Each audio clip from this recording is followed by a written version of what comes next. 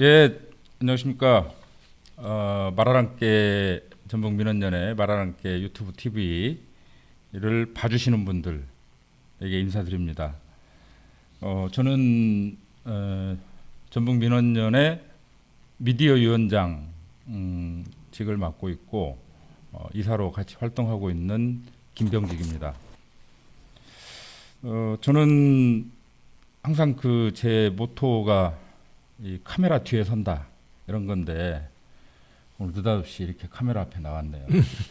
나온 이유는 우리 이상원 교수님을 제가 제때 이렇게 상의를 드리지 못해가지고 제 잘못입니다.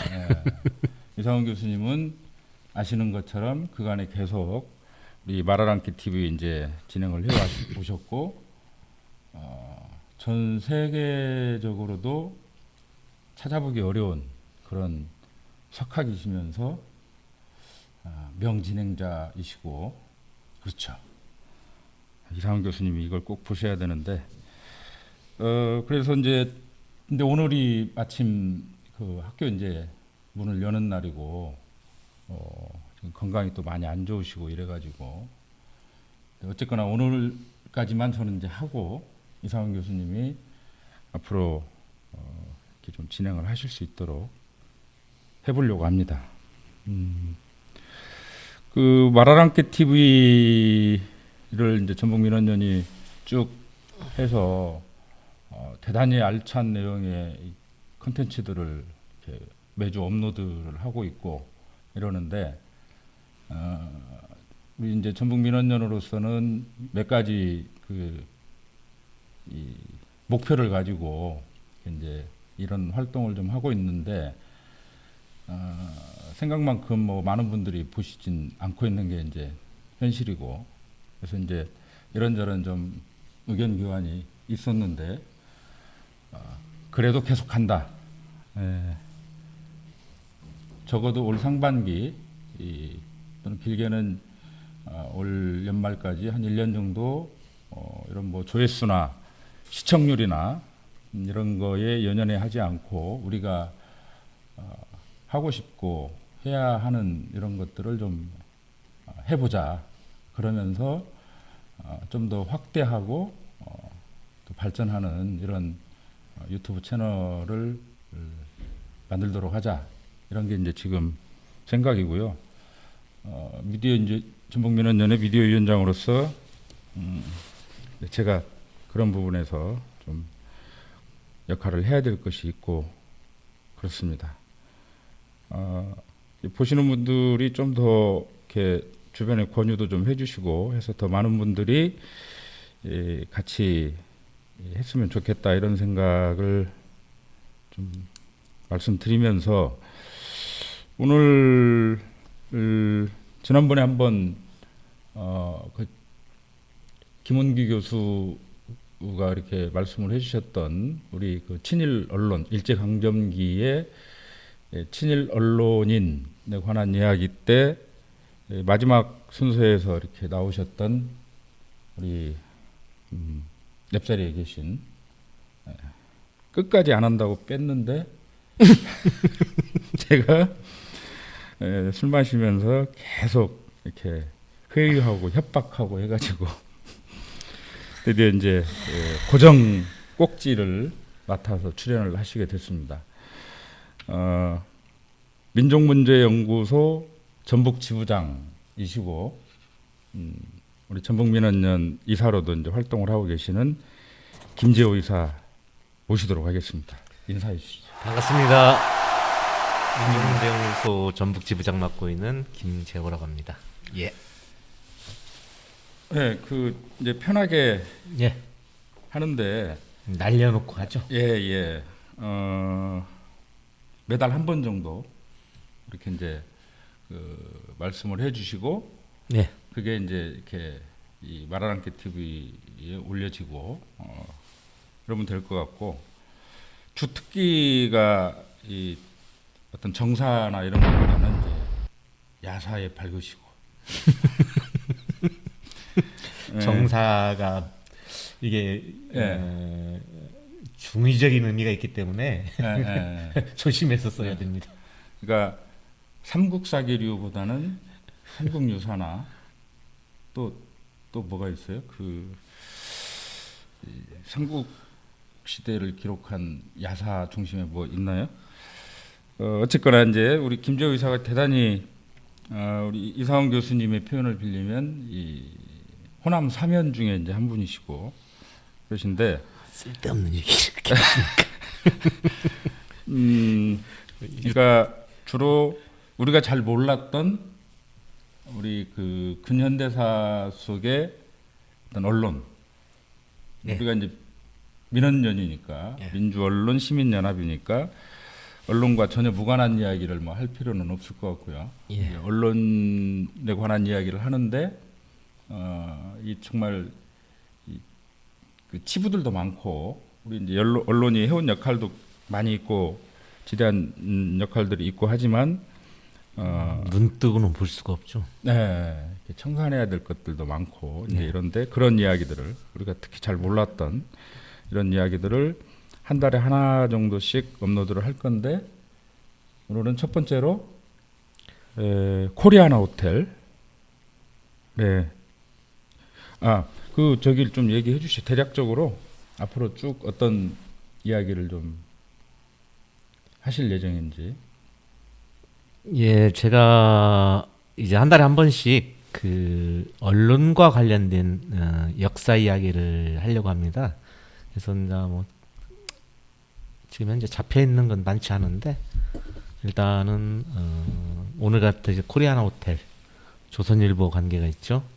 그리고 1936년 베를린 올림픽의 손기정 마라톤 아마 동아일보가 나올 것 같습니다. 그렇죠. 그 일장기 사건. 예, 예.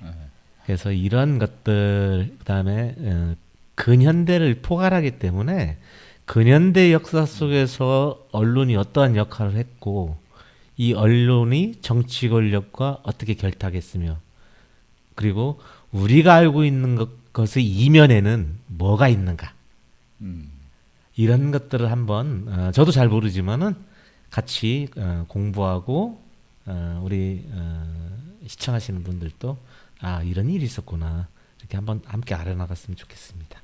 예. 그 뭐 아름다운 얘기도 해요. 예를 들면 국민들이 막 성금을 모아서 한겨레 신문을 창간했다든지 또는 말지가 막 이렇게 열심히 뭐 이런 얘기들은 예, 할 수 있죠. 얼마든지 그래요? 할 수 있죠. 예.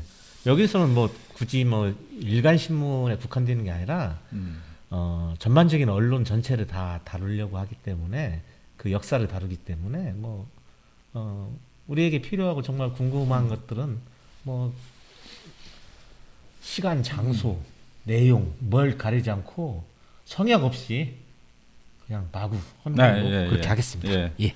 알겠습니다. 그러면 코리아나 호텔 이게 이제 그 조선일보 사옥에 있던 지금도 있나요? 코리아나 호텔. 있습니다. 예. 네, 코리아나 호텔. 코리아나라는 그룹이 있었는데 88 올림픽 때요. 그렇죠. 손에 손잡고. 예, 예, 예. 이제 코리아나 호텔 얘기를 하게 되는데 코리아나 호텔 얘기랑은 좀 최근에 좀 사건이 있었죠. 누구 죽었잖아요, 방 씨. 예, 코리아나 호텔 며칠 전이던데. 예, 조선일보 사장이 방상훈인데 예. 방상훈 동생이 코리아나 호텔 사장입니다. 박용훈입니다. 이게 52년생이니까 69이네요. 그래서 폐에 관련된 질환으로 그렇게 그랬다고 그래요. 근데 이제 코리아나 호텔 박용훈 사장 같은 경우는 사실은 그 전에도 계속 오르내렸죠. 왜냐하면 집안에 있었던 부인에 얽힌 이야기도 부인이 자살했잖아요. 예, 그것도 있었고 뭐 사실을 중심으로 얘기하는. 더 중요한 것은 장자연 사건. 예, 그렇죠. 장자연 사건에 박용훈이가 연루됐다. 그리고 방상훈, 그 형의 아들인 TV조선 대표였던 이름이 잘 생각 안 나는데. 박영훈의 조카. 예. 예. 거기도 연루됐다. 뭐 그런 것들로 해서 방정호. 예, 방정호. 예, 방정호. 예, 방상훈 그 조선일보의 둘째 아들이죠. 방정호. 방정호는 현재 TV조선 대표. 예, 그래서 그런 것들이 있어서 그러는데, 이제 저희가 이제 여기서 짚어야 할 것은 이제 최근에 그런 것들보다는 코리아나 호텔이 언론을 하는데 왜 호텔 얘기가 나오는가? 그렇죠. 이것의 역사를 한번 짚어봐야 하지 않을까? 전혀 모르는 사람은 예.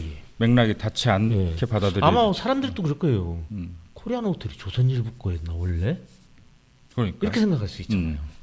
그래서 이 부분을 한번 좀 짚어봤으면 좋겠다. 오늘. 예. 예, 그렇게 말씀을 생각합니다. 하세요. 예. 혹시 그 718 연구자의 거두가 누군지 아십니까? 임종국 수십 년간. 선생님. 그렇습니다. 네. 호까지는 그러니까 제가 모르겠고. 임종국 선생님이 오랜 세월 친일 연구를 했는데 그러셨죠. 이분이 했던 말 중에 그 유명한 말이 있어요. 일본이 조선 땅을 침략할 때 한 손에는 대포를 또 한 손에는 기생을 데리고 왔다. 이겁니다. 우리나라 조선 시대에도 물론 기생이 있었죠. 그래서 보통 이제 이 기예 예능에 뛰어나고 시문에 능하고 이러면서 1패, 2패, 3패 이렇게 규정되면서 실제로 우리나라 기생들은 어떤 성매매나 이런 것들이 주가 아니에요. 예인이었죠. 그렇죠. 예인이죠. 예인. 이랬는데 일본의 그런 게이샤 문화는 우리와는 좀 달라요. 사실은 굉장히 문화 자체가 육감적이고 어떤 성에 관련된 부분이 좀 특화된 부분들이 있을 정도로 일본 애들은 좀 그랬던 부분이 있고 이런 것들이 일제시대 때 우리나라 유곽을 만들면서 일본 애들이 이제 그때는 이제 권번이라고 했죠. 권번이라고. 그렇죠. 권반. 이제 권번이라고 하면서 우리나라 성문화까지도 다 오염시키고 그랬습니다. 근데 이제 코리안 호텔을 얘기하는 이유는 바로 이러한 일본의 문화가 이 1945년 해방 이후 이승만, 박정희로 이어지면서 다시 재공습을 해와요. 거기에 코리아나 호텔이 있습니다. 아하. 그래서 그 얘기를 좀 하는 예, 겁니다. 예. 여러 궁금한 것들이 떠오르기는 하는데. 이제 그런 부분이죠. 뭐냐면은 해방은 됐는데 발전은 안 됐잖아요. 그렇죠. 그리고 또 한국 전쟁이 바로 전쟁이 있었고, 났잖아요. 완전히 뭐 예. 전 국토가 다 쑥대밭이 됐죠. 예. 쑥대밭이 되다 보니까 당시 1950년대, 60년대 뭐 경부고속도로가 있었습니까? 포항제철이 있었습니까? 그렇죠. 아무것도 없었지 않습니까? 예. 그러면 딱 두 가지예요. 뭐냐면은 우리 TV에서 보면 그거잖아요. 이렇게 어떤 캡인가요? 그것은 우리 나이 어린 우리 여성 노동자들이 재봉틀에 앉아가지고 쭉 일렬로 앉아가지고 타타타타 하면서 수출 역군, 섬유산업, 섬유산업 이런 것들이 가발 있었지 공장. 않습니까? 가발, 초창기에 이런 것도 있었지만은 그 이면에는 아직은 경제가 제 단계를 밟지 못하고 있으니까 뭐가 있을까 하다가 생각해놓은 게 성산업입니다. 성산업. 박정희 관광으로 하는데 관광 산업을 우리의 주축 산업으로 하는데 외국인들의 호주머니에서 돈을 빼내려면은 뭔가 색다른 것을 제공해야 한다. 반문화. 그렇죠. 그게 그렇다면. 반문화죠. 반문화. 그러니까 이승만 때도 그랬어요? 아니면 박정희 1961년 쿠데타 이후에 본격화되나요? 이제 쿠데타 이후에 더 본격화되는데 이승만 때도 우리가 잘 아는 뭐 불국사나 온양 뭐 이런 데가 미군 주한미군 휴양실로 지정을 해요. 그렇죠. 45년부터 이제 미군들이 근데 들어와 있었으니까.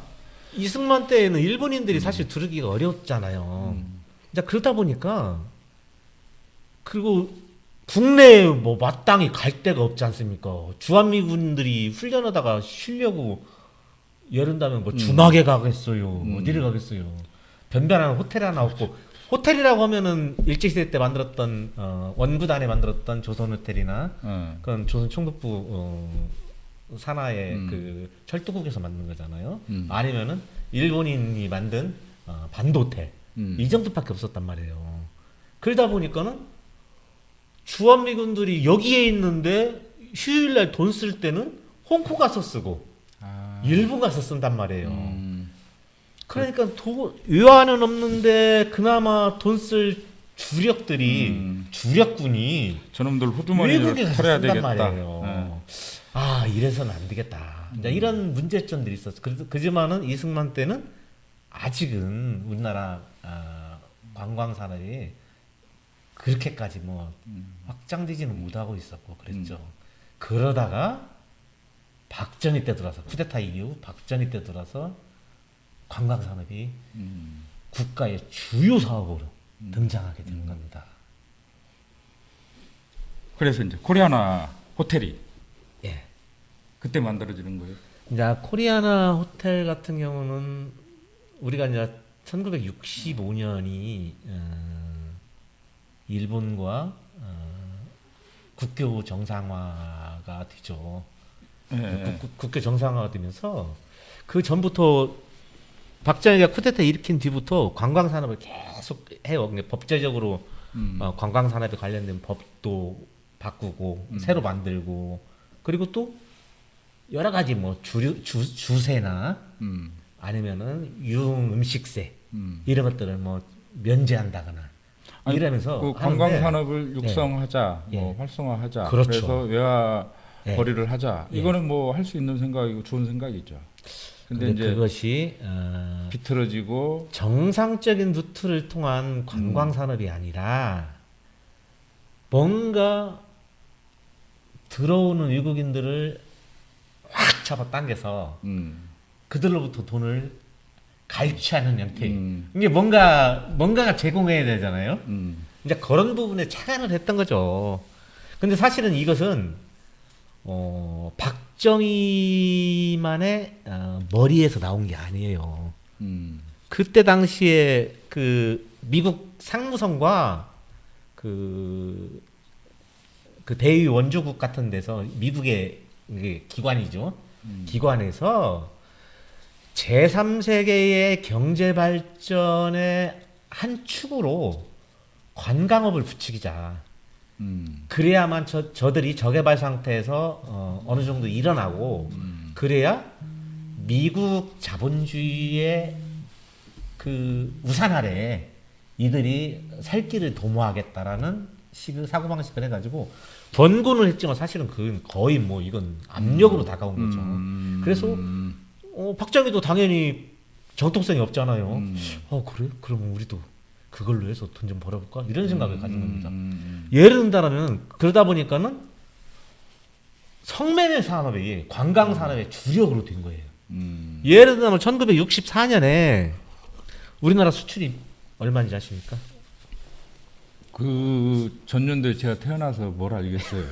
64년에 우리나라 수출이 최초로 1억 불탑 1억 불탑이었습니다. 그때 1억 불이었어요? 네. 제 기억이 맞다면 1억 불이에요. 근데 그때 당시에 관광업으로 외국인들한테 이렇게 걷어들인 유화가 900몇만 달러 정도 돼요. 그러면은 1억 불에 1000만 달러가 조금 못 되잖아요. 10%가 이 땅에 가난한 여성들이 성산업으로 몸을 팔아가지고 유아를 획득한 거잖아요. 10%예요, 10%. 이제 물론 밥도 먹고 잠도 자고 뭐 물론 쇼핑도 하고 뭐. 물론 그렇겠지만은 이게 정상적인 나라냐? 아니다는 거죠. 그렇죠. 그렇지 않습니까? 그래서 이런 부분들이 있었던 것이고, 이제 그러다 보니까는 여러 가지 특혜들이 주어지는 거죠. 음. 그러면 그때 당시에 이제 예를 들면은 이제 호텔들이 이제 져지잖아요. 네. 그래서 1960년에서 70년으로 넘어가면서 이러한 관광 산업이 된단 말이에요. 되다 보니까는 이제는 우주처럼 호텔을 져요, 호텔을. 그래가지고 예를 들면은 뭐 이 아까 여기 제목에 있는 코리아나 호텔도 짓고, 그 다음에 뭐 프라자 호텔, 뭐 이런 호텔. 그 다음에 나중에 반도 호텔 같은 경우는 푸시고 롯데 호텔이 들어서잖아요. 인도 호텔. 예. 네. 이런 호텔들이 쭉 들어오면서 그쪽 뭐 제가 서울은 잘 모르지만 막 소공동 일대나 우리 서울 가면은 호텔들이 쭉 있지 않습니까? 이런 식으로 들어서는 거죠. 근데 실제로 이것들의 역사는 이제 이승만 때도 있었어요. 혹시 워커힐 호텔이라고 들어보셨어요? 들어봤죠. 그래요? 들어봤어요. 군인들이 신던 신발은 뭐라고 해야 합니까? 워커죠. 워커죠. 네. 그죠? 나 그 전방위복소 훈련 갔을 때 네. 워커를 신고 갔다가 뒤꿈치가 까져갖고 워커가 누굽니까? 개고생을 했던. 워커가 뭐예요? 아이고 뭐 저 주한미군 초대 예. 한국전쟁 때인가. 한국전쟁 때 네. 그 아마 교통사고일 거예요. 그게 불의 교통사고인가? 저도 잘 기억은 안 나는데 죽은 주한 8군 미 8군 사령관이 워커입니다. 그래서 일본 사령관. 왜 그러냐면 그래서 이승만 때는 어차피 주한미군밖에 없잖아요. 일본인 관광객이 거의 없다시피 하니까 뭐 그러다 보니까 국교도 정상 안 됐기 때문에 일본어고요. 그렇죠. 그러니까는 저기 어디야 구리 가는 길에 워커힐 호텔을 짓단 말이에요. 심지어는 청계 고가도로도 워커힐로 가는 길을 시내 한복판에서 빨리 가기 위해서 졌다고 그래요. 고가도로를 낸 이유가. 예. 그러다 보니까는 이 신발도 워커, 그 다음에 호텔 이름도 워커. 그러니까 거기에 있는 워커힐 호텔은 건물이 하나가 아니지 않습니까? 그러면 뭐 더글라스 관, 뭐 무슨 관, 벤플리트 관. 이게 다 당시에 뭐 장성들, 사령관들 이름입니다. 더글라스는 메가다잖아요. 그래서 이게 유인책이에요. 주한미군들이 와가지고 우리 대장들이 이름을 다 가지고 걔들로서는 있었구나. 다 아는 이름들이고 그렇죠. 굉장히 친근감을 그렇게, 느끼겠네. 네, 그렇게 해가지고 했던 겁니다. 계속 떠들고 네. 계세요. 나 물 좀 카메라 보고 얘기하고 계시네. 우리 이사님은 초등학교 때 모범적이라서 뭐 썬데이 서울을 본 적 없죠? 썬데이 서울. 그런 거 안 봤어요. 저 유인전 이런 거 봤어요. 그렇습니까? 학교 대표로 나가서 상도 받아오고. 지금 방송이라고 지연해서는 것이 영리하구만요. 아니 절대로 그렇죠.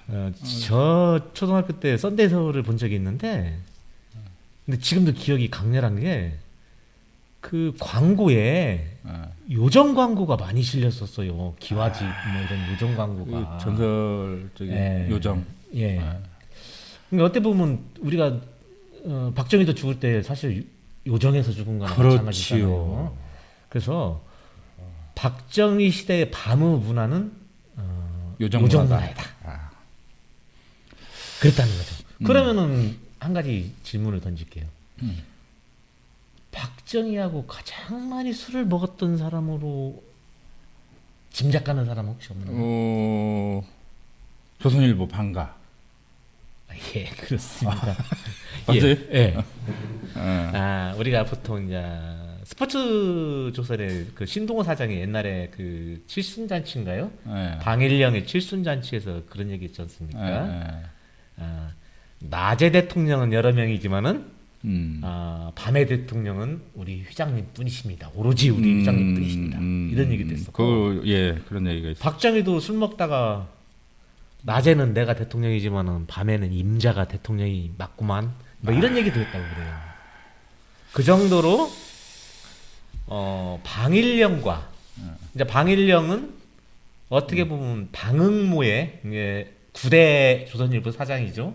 방응모는 방응모가 조선일보를 인수했으니까요. 그렇죠. 그때 광산쟁이로 있다가 그 인수했는데 마라랑케 TV 보시면 그런 내용들이 근데 그러다 보니까 이 방일영이 같은 경우는 이게 술 이런 걸 굉장히 좋아했고 그러다 보니까 박정희와 호영호예죄 했다고 그래요. 형님 뭐 형님이라고 이런 호칭도 사석에서는 쓰고. 누가 형이? 박정희가 형이죠. 아 그래? 네. 그래서 이런 관계에서 실제로 수많은 얘기가 오갔을 것이다. 그럼요. 그렇게 보고. 아니 지금도 뭐 다 뭔 일을 하려면 공식 회의석상이나 이런 데서 이제 기본적인 것들은 결정이 되지만 사실은 막후에서 다 결정되고 그러는 거잖아요. 그렇죠. 이제 그러다 보니까 방일영이가 조선일보를 대표를 하고 있고 그러다 보니까 그때 당시 관광 산업이 막 붐이 일어나고 이거 뭔가 돈이 된다. 그렇죠. 언론인데 갑자기 그런 생각이 들고 서로 아마 얘기가 오가지 않았을까 추측이 됩니다. 그러다 보니까는 1965년 국회 정상화가 되고 나서 이 돈은 없잖아요. 건물을 지려면 돈이 있어야 하잖아요. 호텔업을 하려면. 근데 일본에서 저렴한 상업차관. 그러니까 국회 정상화 내용 중에 상업차관 들여오는 게 있잖아요. 그러니까 상업차관을 저렴한 그때 당시에 시중 금리가 27, 8% 했다고 그래요. 근데 코리안 호텔 칠 때는 일본에서 아마 400만 달러인가요?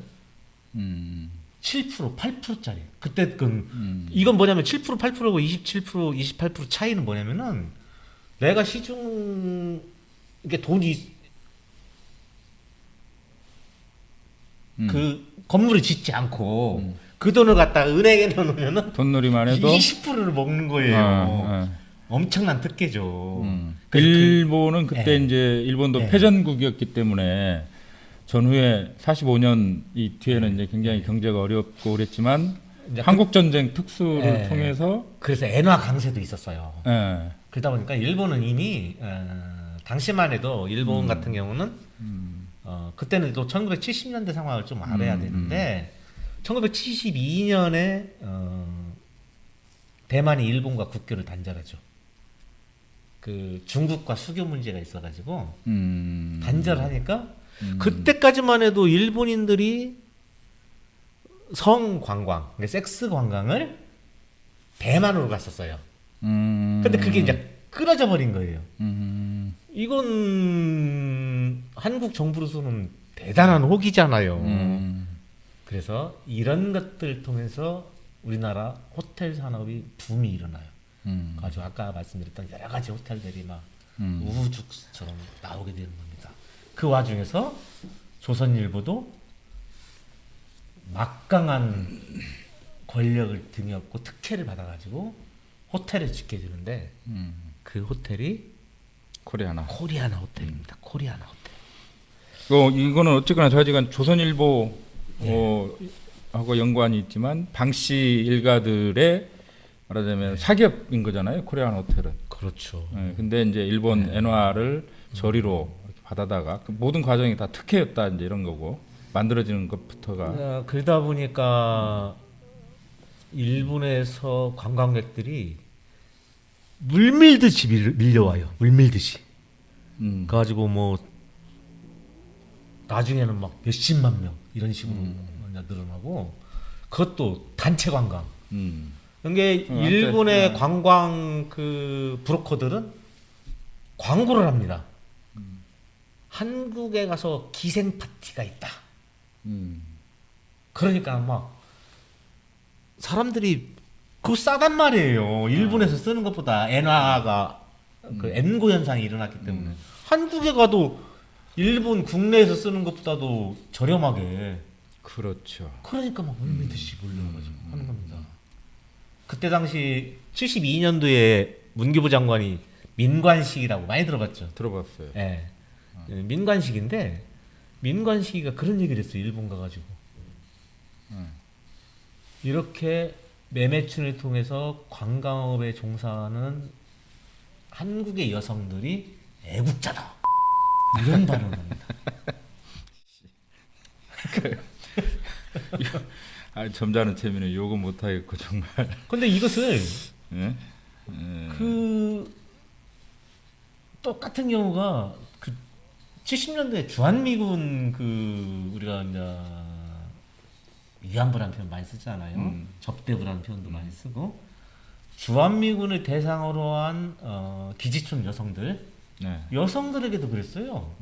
이건 이제 민관 시기가 하는 얘기는 아니지만은 유아벌이라는 여러분들이 애국자이고 민족주의자다 이런 발언들이 오갔어요. 이게 뭐냐면은 자기네 나라의 여성들 이 여성들이 다 저 시골 가난한 그렇죠. 사람들이 서울 올라가서 먹고 살려고 그리고 이렇게 고향을 떠난 사람들 그때 당시에 저임금 저국가 정책이잖아요. 아, 오랜만에 듣네. 그러다 보니까는 먹고 살기 힘드니까 간단 말이야 농촌에서 다 사실 알고 보면 우리 이웃에 있는 누님이고 그렇단 말이에요. 나이 먹은 사람에게 조카일 수도 있고 딸일 수도 있고 이런 것들을 가지고 유아벌이 이유로 압축 성장 경제 발전을 세상에 내 이웃에 사는 딸 같은 사람들한 몸을 팔아가지고 한다라는 것 자체가 이건 정말 불량 국가잖아요. 불량 국가. 촘스키가 불량 국가 얘기도 했지만은 이런 불량 국가가 어디가 있습니까? 그런 식으로 진행을 했던 것이고 바로 조선일보가 만든 코리아나 호텔도 이런 거였어요. 이게 일본에서 근데 그때 1970년에 가면은 저기 부관 페리오가 취향을 해요. 이게 부산하고 시모노세키하고 하관이죠. 거기가 그래서 붙여가지고 그냥 부관 페리오가 하고 한 달 뒤에 경부고속도로가 만들어져요. 이제는 부산으로 페리오를 타고 와가지고 경부고속도로 타고 가가지고 얘들이 뭐라고 하겠습니까? 깃발 하나 들고 안내 깃발 하나 들고 가자 호텔로 가자 요정으로 이렇게 했을 거 아닙니까? 30-40명씩 버스 네. 타고 이제 쭉 경부고속도로 네. 타고 그렇게 코리아나 호텔에 이제 투숙하고 예. 뭐 물론 코리아나 호텔만 가는 건 아니지만은 그렇게 해가지고 섹스 관광에 나서고 섹스 관광에 나서고 이런 식의 것들을 했어요. 여기 보면은 일본인 관광객 수를 보면은 1971년에 9만 6천 명이었는데 72년에는 21만 7천 명입니다. 네. 73년에는 43만 6천 명. 계속 2배 이상. 79년에는 65만 명. 네. 근데 놀라운 사실은 이렇게 일본인 관광객이 폭증하는데 대부분이 남성입니다. 그것도 남성 혼자 가족 동반이 아니에요. 그럼 이들이 뭘 하냐? 이것을 1970년에 교통부에서 이 관광객들을 대상으로 외국인 관광객들을 대상으로 선호도 조사를 했어요. 왜 한국에 오냐? 뭐 볼 거 있다고 오냐? 이렇게 조사했는데 구미인들 유럽이나 뭐 저쪽 그 미국 이쪽은 와가지고 시장, 농촌, 판문점을 구경하고 싶다. 이랬는데 일본에서 온 놈들은 일본이 요정입니다. 요정. 일본이 요정. 그러니까 얘들은 그렇게 온 거예요. 그러다 보니까 한마디로 나라 방식은 나라 방식도 다 시키고 결국은 내 이웃 팔아서 유아벌이를 하게 된 거죠. 그리고 거기에는 언론사를 자처했던 조선일보의 코리아나 호텔도 가담해가지고 그렇게 이 땅의 여성들의 성을 착취하고 그걸 이용해가지고 유아벌이를 하는데 일조를 하게 된 것이죠. 한마디로 이게 무슨 언론사입니까? 예?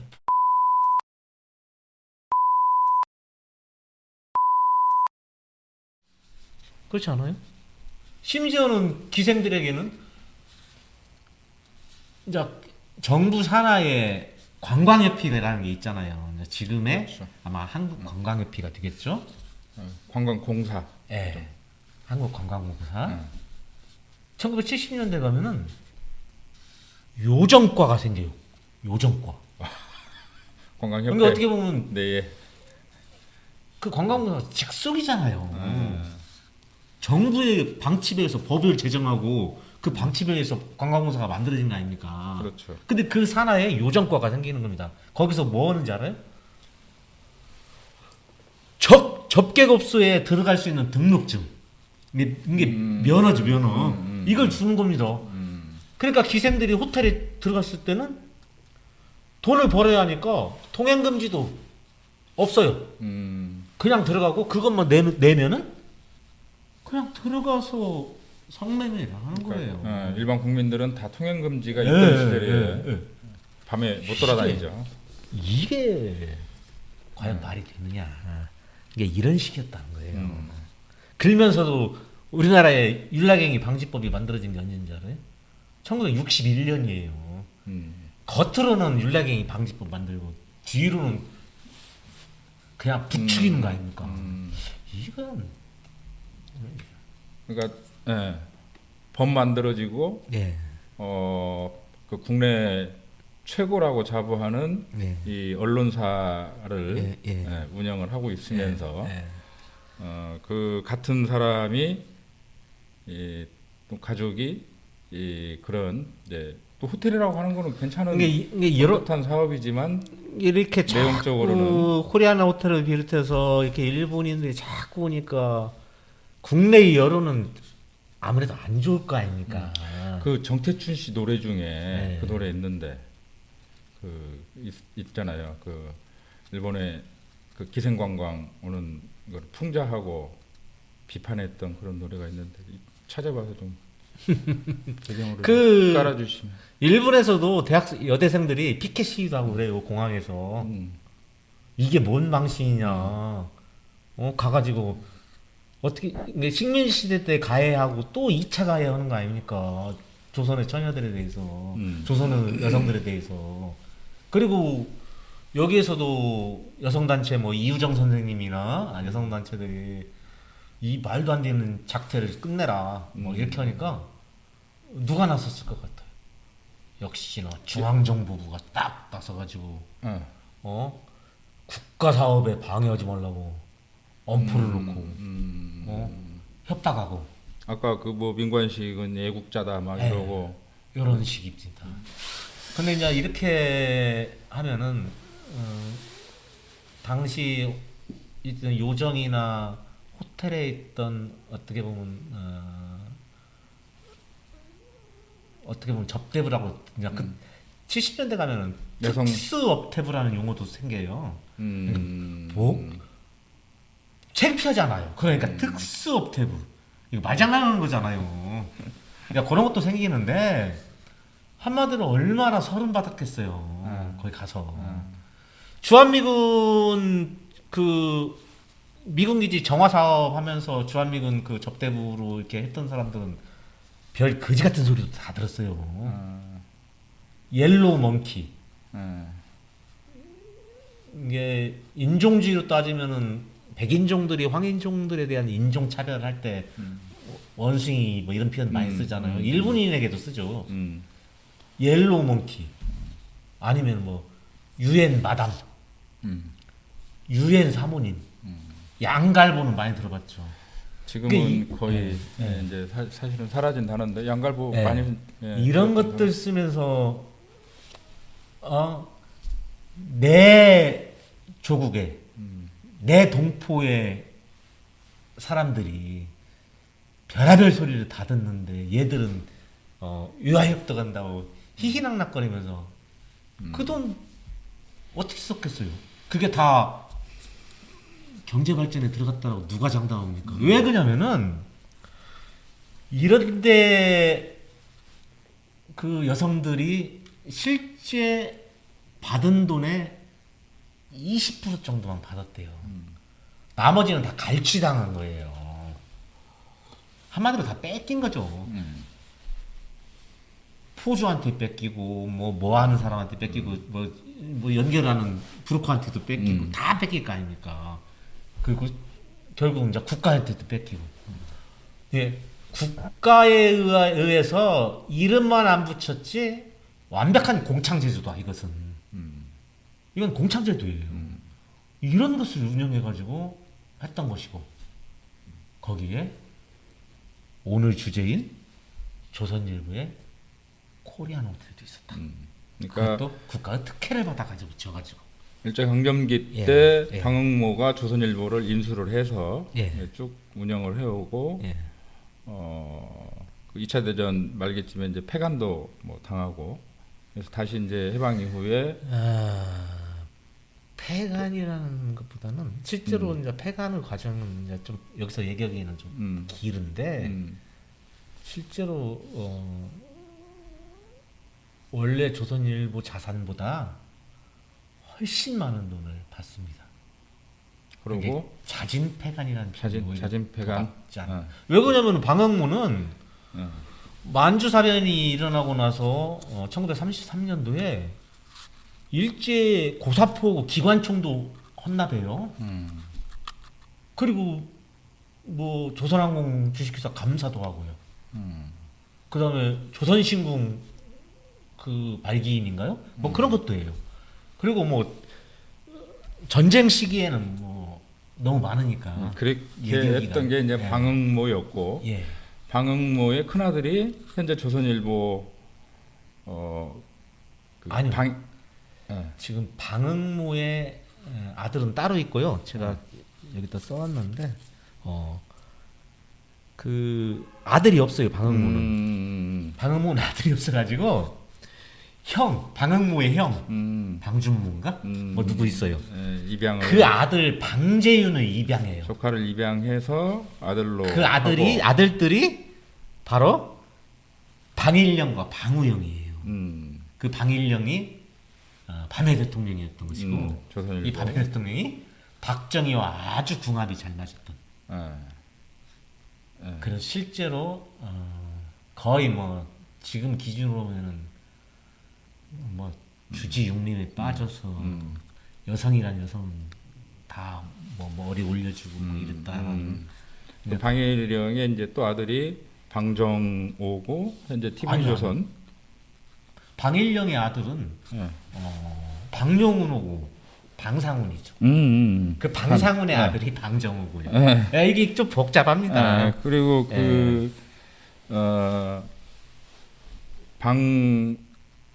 저 코리아나 호텔 사장은 방용훈이요. 방영웅 예. 이고 그 코리아나 호텔 사장이 그래서 어떻게 보면 그런 여러 가지 보고 자란 부분들이 저는 물론 지금 아니다고 하지만은 사람들이 세인들이 의심의 눈치를 거둘 수 없는 장자연 사건 거기도 거기에 계속 신문 지산이 오르는 것들도 그랬죠. 그런 부분이지 않는가 그렇게 봅니다. 예. 그리고 마무리를 좀 해주시죠. 예, 그런 부분, 그러니까 우리가 경제, 박정희가 5.16 쿠데타를 일으켜가지고 어떤 경제 압축 성장, 경제 개발을 한다는 이면에는 실제로 수많은 사람들의 눈물과 땀, 노력이 있었어요. 근데 실제로 이겁니다. 그렇게 노력하는데도 노력한 결과물들을 누군가에 의해서 늘 가로채 간다. 저는 항상 그런 생각을 하거든요. 실제로 우리가 알다시피 동아시아의 경제 발전의 성장률 지표를 보면은 거의 비슷해요. 뭐 말레이시아나 태국이나 그 이후에 중국도 마찬가지고요. 홍콩, 뭐 마카오, 싱가포르 거의 비슷하게 사실은 급격한 성장을 하는 겁니다. 근데 여기에는 분명히 독재자들도 있고 그렇지 않습니까? 이것은 뭐냐면은 동아시아 사람들의 국민들이 굉장히 부지런하고 피땀 흘려서 했던 결과물이지 이게 한 나라의 대통령에 의해서 좌지우지하는 것들은 아니다. 이들이야말로 사실은 이렇게 땀 흘려 일하고 노력하는 사이에 밤에 흥청망청 술 먹고 그 뭐라고 그러죠? 문란한 생활들, 성적으로 문란한 생활들 하고 이러면서 실제로 죽을 때도 그렇게 죽었지 않습니까? 그래서 우리는 그런 신화를 깨야 되는 것이고 조선일보가 누누이 자랑하는 뭐 동아일보도 마찬가지지만 뭐 민족 언론, 뭐 정론, 그 유명한 얘기가 뭐죠? 조선일보가 뭐 하면 뭐 한다 뭐 이런 거 잘 기억이 안 나지만은 네. 뭐 그런 얘기도 있지만은 그렇게 떳떳하게 자랑할 거리가 전혀 못 뛴다. 역사적으로 들어가 보면은 친일의 문제도 그렇고 이렇게 권력의 특혜를 받아가지고 호텔레벨을 뛰어들어서 어떤 일본의 기생관광의 그 진원지가 된 것들 이런 것들 봐서는 쉽게 얘기하면 좋은 신문은 절대 아니다. 그렇게 보는 겁니다. 그 세세하게 얘기하기로 하면 뭐 진짜 한도 끝도 없을 텐데. 맞습니다. 예, 우리 참 그 사실은 가까운 우리 역사예요. 우리 당대 역사이기도 하고 거슬러서 뭐 일제 강점기까지 가지 않더라도 근데 모르고 있죠. 많은 경우에. 근데 그렇죠. 현재도 그런 특혜에서 비롯되고 권력과 유착하고 그리고 이제 언론에 외피를 쓰고 언론으로서 이제 뭐 역할을 한다고 하고 있으면서도 여전히 그런 것들이 좀 유지되고 있는 해서 우리가 계속해서 관심을 가져야 되지 않을까. 놀랄만한 거죠. 사실은 조선일보의 그 추악함 이런 것도 놀랄만한 것이고 뭐 굳이 얘기 든다면은 조선일보가 전두환 때 많이 컸잖아요. 많이 컸는데 어느 나라에서 언론사 사주가 국보위 위원으로 들어갑니까? 이게 조선일보예요. 국가보위 입법 회의.